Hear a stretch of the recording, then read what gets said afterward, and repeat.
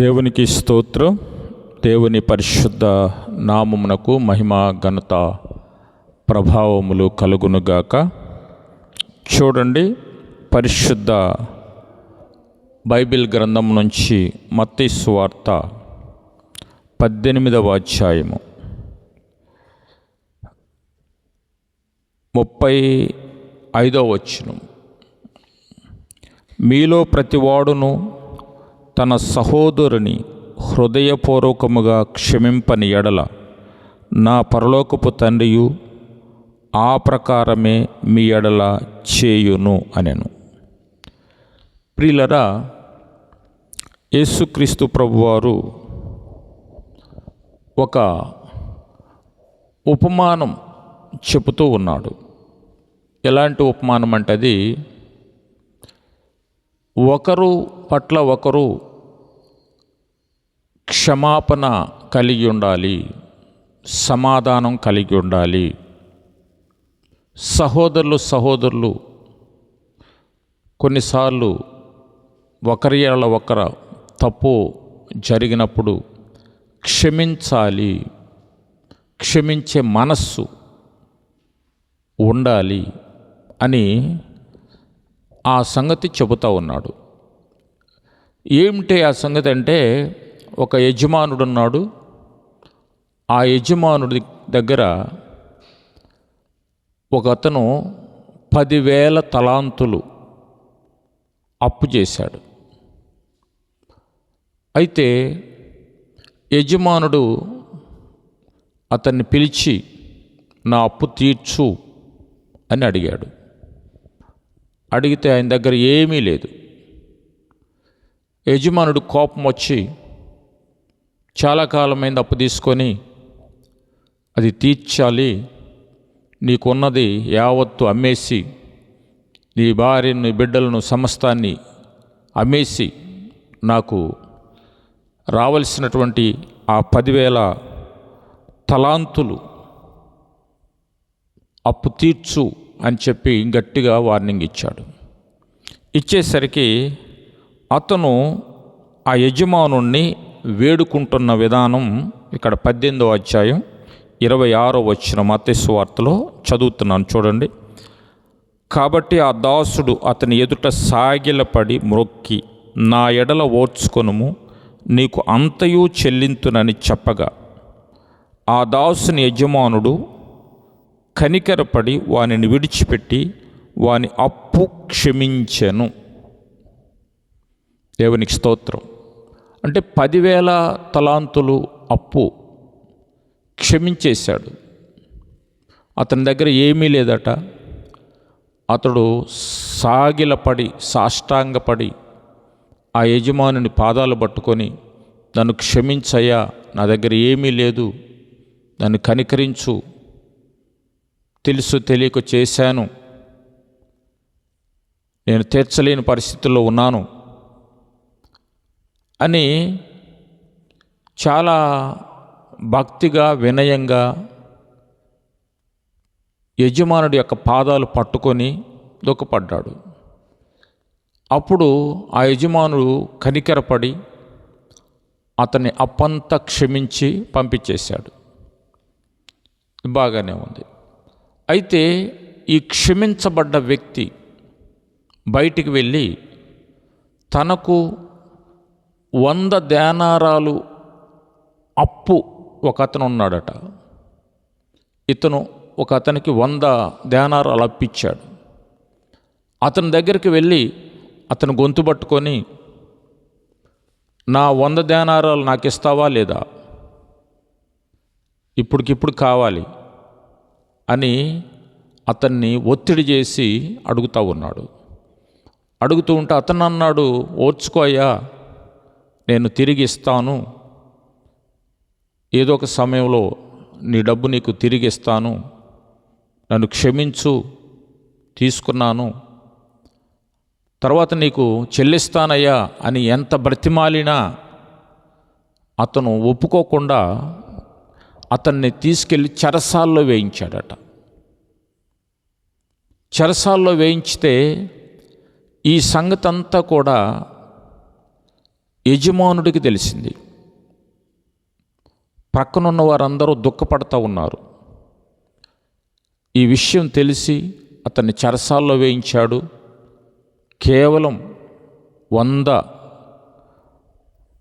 100 దేనారాల కోసం అతన్ని తీసుకెళ్ళి చెరసాల్లో వేయించాడు అని అందరూ బాధపడుతున్నారు. ఆ విషయము యజమానుడికి తెలిసి అతన్ని పిలిపించి చెడ్డదాసుడా,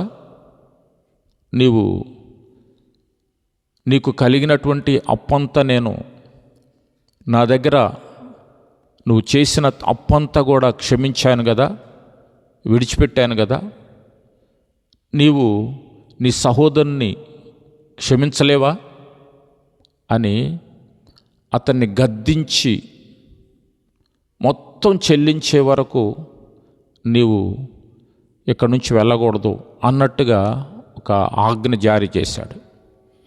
ఆ సమయంలోనే యేసుప్రభు వారు ఈ మాట పలికారు. ఆ మాట ఏంటంటే, మీలో ప్రతివాడును తన సహోదరుని హృదయపూర్వకముగా క్షమింపని ఎడల నా పరలోకపు తండ్రియు ఆ ప్రకారమే మీ ఎడల చేయును. ఆ ప్రకారమే అంటే హృదయపూర్వకంగా నువ్వు క్షమించకపోతే దేవుడు కూడా హృదయపూర్వకంగా క్షమించడు. ఒకవేళ నువ్వు క్షమించబడ్డాననే ఫీలింగ్లో ఉంటే, నువ్వు చేసిన తప్పులు లేకపోతే నువ్వు చేసిన పాపాలు పొరుగువారి ఎడలైతేనేమి, నీ ఎడల నువ్వైతేనేమి, దేవుని ఎడలైతేనేమి, నువ్వు జరిగించినటువంటి ఆ తప్పిదాలు ఏమైనా ఉంటే క్షమించబడ్డాయి అని నువ్వు అనుకుంటే సరిపోదు. అయితే నీకు కూడా క్షమించే మనస్సు ఉండాలి, క్షమించాలి. ఆ ప్రకారమే నా పరలోకపు తండ్రి చెయ్యును అంటే నువ్వు ఏ విధంగా క్షమిస్తున్నావో అలాగే నీకు కూడా క్షమిస్తాడు అని చెప్తున్నాడు. ఇక్కడ ఒక విషయం ఏంటంటే,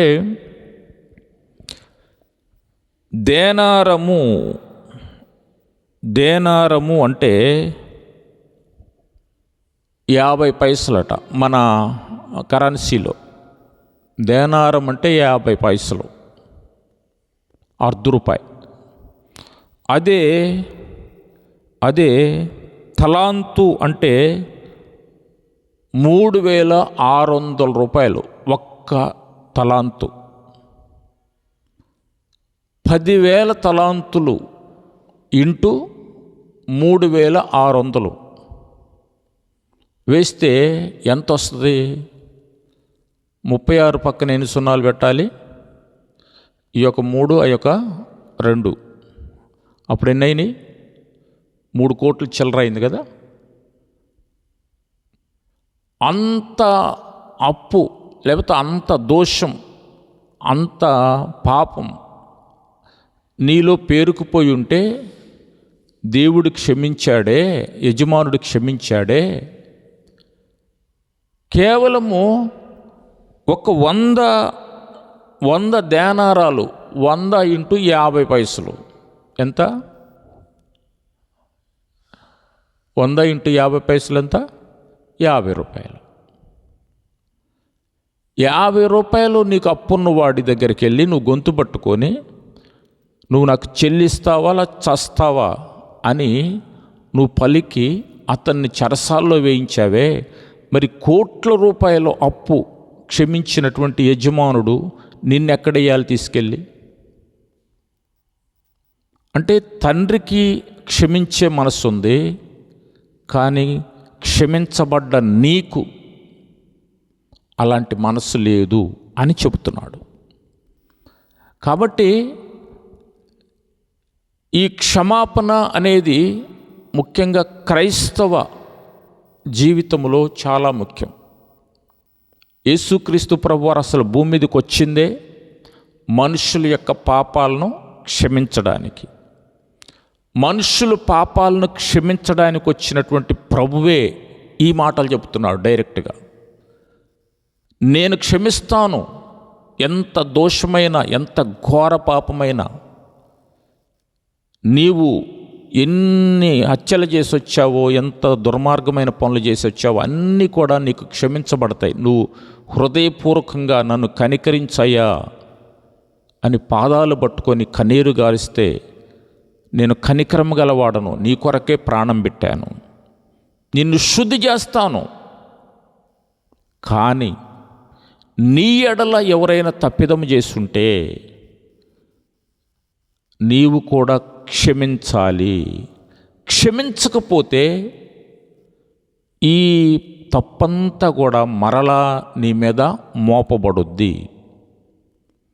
అంటే దీన్ని బట్టి దేవుని రాజ్యానికి వెళ్ళాలంటే కేవలం క్షమించబడితే చాలదు, క్షమించే మనస్సు కూడా ఉండాలి, క్షమించాలి కూడా. అంటే చాలా లోతుగా ఉంది, చాలా లోతైన విషయాలు. నా తప్పులు క్షమించాయా, నేను బాప్తిస్వం పొందాను, నేను దేవుని రాజ్యానికి వారసునవుతున్నాను అనేటువంటి ఆలోచన చాలామందిలో ఉంది. ప్రార్థనలు చేస్తున్నారు, కానీ క్షమించబడ్డవారు క్షమిస్తున్నారా? దూషించబడ్డవారు దూషణలో ఆపేస్తున్నారా? దూషణలు క్షమించబడ్డవారు, శాపము క్షమించబడ్డవారు, అక్రమాలు క్షమించబడ్డవారు, పాపాలన్నీ క్షమించబడి తుడిచివేయబడ్డవారు, వారి పట్ల ఎవరైనా చేసుంటే అవన్నీ కూడా క్షమించేటువంటి మనస్సు వీరికుంటేనే వీరి పాపం కూడా క్షమించబడుద్ది. లేదంటే తండ్రి ఏం చేస్తాడట, హృదయపూర్వకంగా ఎవరైతే పాపాన్ని క్షమించరో తండ్రి కూడా అలాంటి హృదయపూర్వకంగానే క్షమించడట. అంటే మళ్ళా రీకాల్ చేస్తాడు, అతన్ని పిలుస్తాడనమాట. ఇది ఇక్కడ ఇతన్ని పిలిచినట్టుగా 10,000 దేనారాలు 10,000 తలాంతులు తీసుకున్నటువంటి వ్యక్తిని పిలిచినట్టుగా పిలిచి, ఏంటి నిన్ను క్షమించితే అతన్ని క్షమించట్లేదట, నువ్వు ఇంత ఘోరమైన తప్పులు చేస్తే నిన్ను తీసుకెళ్ళి చెరసాల్లో వేయాల్సింది నేను,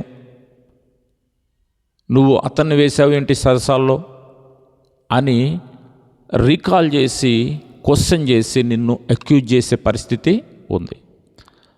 లేదండి నేను ప్రార్థన చేసేవాడిని, నేను బాగానే ఉన్నాను, నా వేషధారణ అంతా కూడా ప్రార్థనా పరుల వేషధారణలాగానే ఉంది, మంచివాడినండి, నేను చాలా భక్తిపరుణ్ణండి, సండే ప్రార్థనలకు వెళ్తానండి, వాక్య ధ్యానం చేస్తానండి అంటే కుదరదు. అక్కడ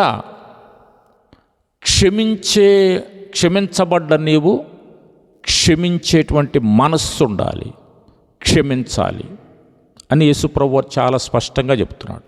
దేవునికి స్తోత్రం. ఇంకొక మాట, మార్కు సువార్త 11వ అధ్యాయము, మార్కు సువార్త 11వ అధ్యాయము 25వ వాక్యములో ఒక మాట ఉంటుంది చూడండి. మార్కు సువార్త 11:25 చదవగలిగిన వాళ్ళు చదవండి.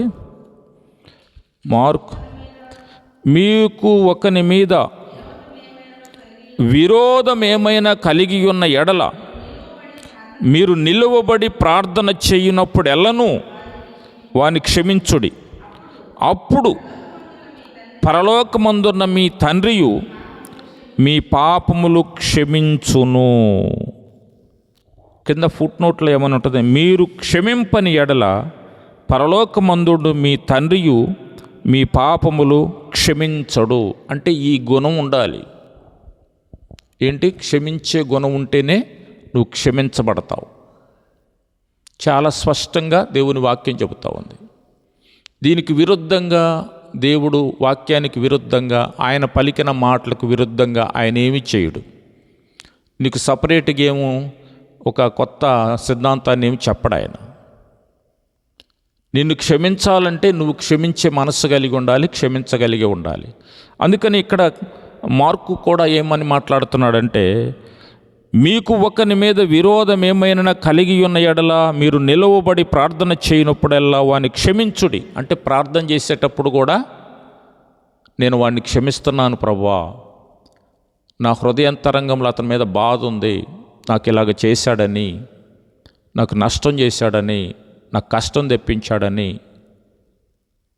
నాకు చాలా బాధ ఉంది ప్రభువా, అయినా నేను క్షమిస్తున్నాను, నువ్వు నన్ను క్షమించావు గనుక నేను క్షమిస్తున్నాను ప్రభువా అని నువ్వు ప్రార్థన చేసేటప్పుడు కూడా ప్రభు సన్నిధిలో, తండ్రి సన్నిధిలో ప్రార్థన చేయాలట.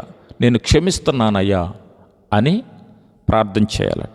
అప్పుడు పరలోకమందున్న మీ తండ్రియు మీ పాపములు క్షమించబడును. అంటే నీ ప్రార్థన దేవుని సన్నిధికి చేరాలన్నా కానీ, నువ్వు క్షమించబడాలన్నా కానీ, నువ్వు ఎదుటి వ్యక్తిని క్షమించాలి అని యేసు ప్రభువారు చాలా స్పష్టంగా చెప్తున్నాడు.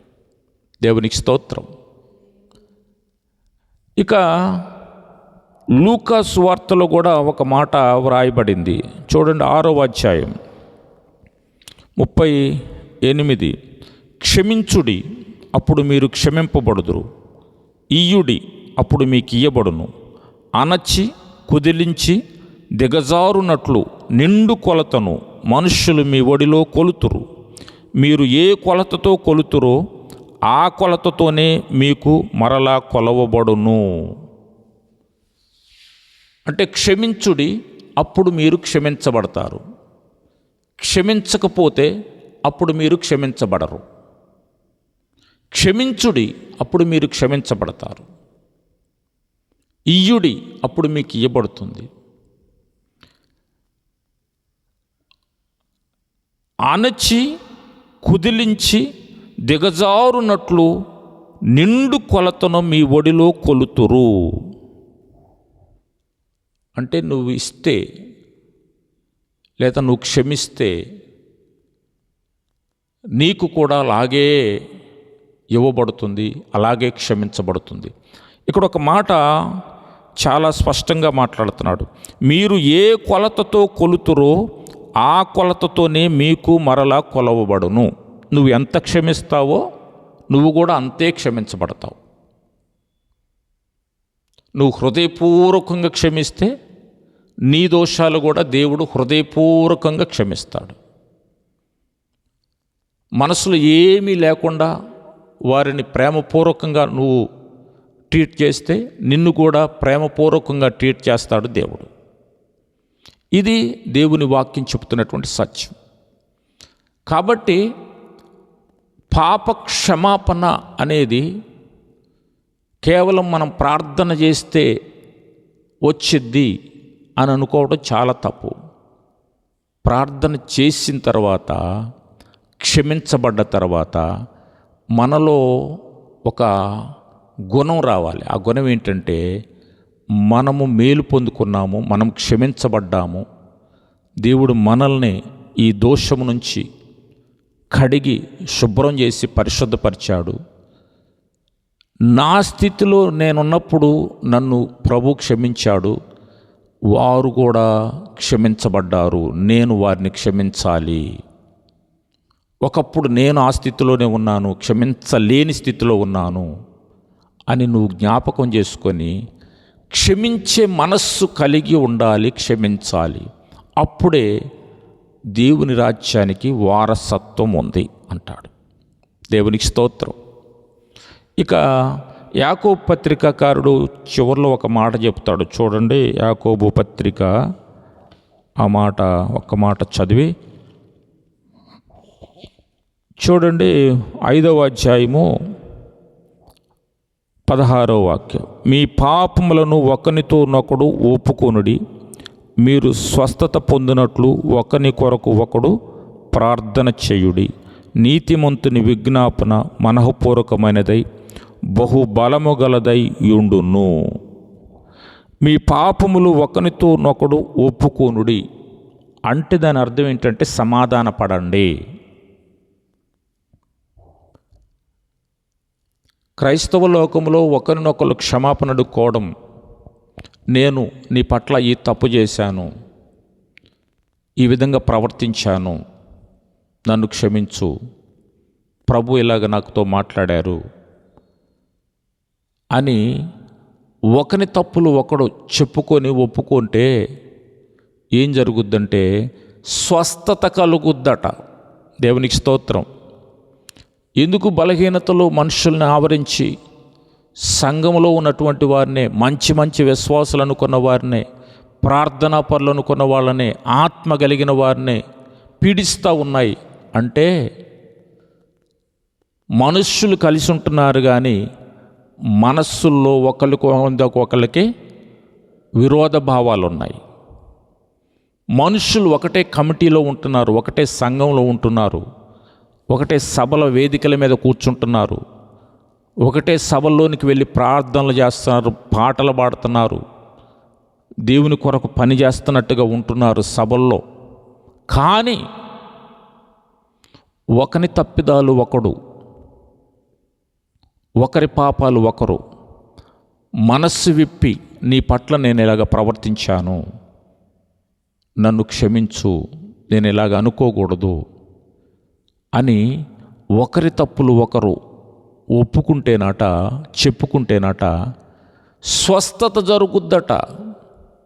దాని ద్వారా నీవు రిలీఫ్ అవుతావు, ఎదుటి వ్యక్తి రిలీఫ్ అవుతాడు. అదేవిధంగా ఈ సన్నివేశాన్ని చూసినటువంటి దేవుడు ఆనందించి ఇరువురికి మేలు చేయడానికి మీ మధ్యకు వస్తాడు. దేవునికి స్తోత్రం. కాబట్టి క్రైస్తవ సమాజంలో క్షమాపణ అనేది చాలా ముఖ్యం, చాలా ముఖ్యం. యేసుక్రీస్తు ప్రభువారు పరలోకం నుంచి భూమి మీదకి వచ్చిందే పాపిని క్షమించడానికి. పాపిని క్షమించి పాపిని శుద్ధి చేసి ఆ పాపి కూడా పరిశుద్ధపరచబడ్డ తర్వాత ఆ పాపికి కూడా క్షమించేటువంటి హృదయం రావాలని, ఆ పాపి కూడా యేసుక్రీస్తు ప్రభులాగా మనస్సు కలిగే వరకు, రూపాంతరం చెందే వరకు ఈ బోధ జరుగుతూనే ఉంటుంది. దేవునికి స్తోత్రం. కాబట్టి ప్రియులారా, చెప్తున్నటువంటి మాట ఏంటంటే, నీవు నీ సహోదరుని హృదయపూర్వకముగా క్షమించాలి. నీవు హృదయపూర్వకంగా నీ సహోదరుని క్షమించకపోతే నీ పరలోకపు తండ్రి కూడా నీ పాపాలు హృదయపూర్వకంగా క్షమించడు.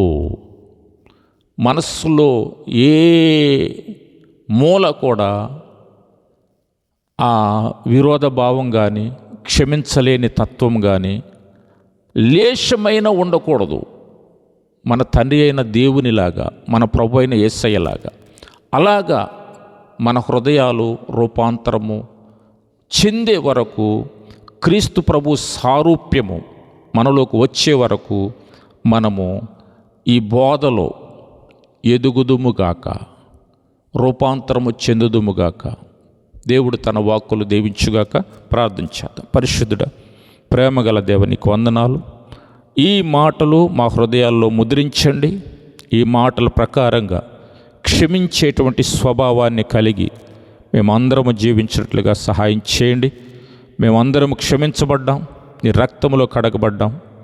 ప్రభువా, నీ స్వభావాన్ని, నీ సారూప్యాన్ని, నీ హృదయాన్ని, నీ మనస్సును కలిగిన ఆయన క్షమించే స్వభావము, క్షమించే మనస్సు మేమును ధరించుకోవడానికి సహాయము చేయమని, అలాంటి ప్రభువా క్రైస్తవ సంఘాన్ని ప్రభువా నువ్వు కోరుకుంటున్నావు, ఆశిస్తున్నావు.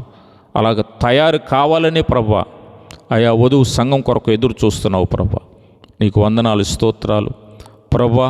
ఎందుకు మాలో బలహీనతలు ఉన్నాయో ఆ బలహీనతలన్నీ పోవాలంటే ఏం చేయాలో ప్రభువా చాలా స్పష్టంగా మాట్లాడారు.